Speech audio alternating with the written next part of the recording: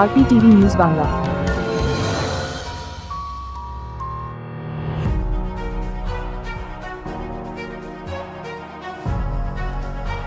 দক্ষিণ চব্বিশ পরগনা বজবজ পৌরসভার 10 নম্বর ওয়ার্ডে মধ্যরাতে চলল গুলি এবং পড়ল বোম। আহত 4 জন। সিএমআইআর হাসপাতালে ভর্তি। আতঙ্কে এলাকাবাসীর দুই গোষ্ঠীর 12 জনকে গ্রেপ্তার করে আলিপুরদুয়ার আদালতে তোলা হয়। এই ঘটনা তদন্তে নেমেছে বজবজ থানার পুলিশ ও দুই পক্ষের কেউ কিছু বলতে চাইছে না।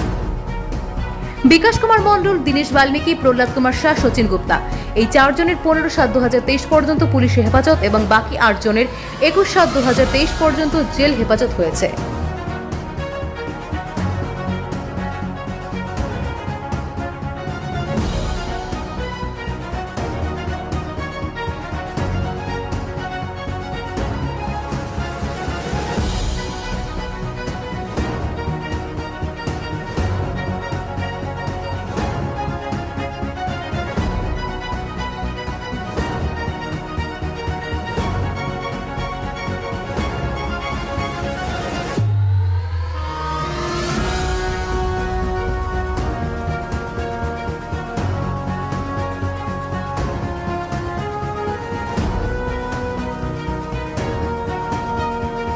Bureau report, RPTV news Bangla.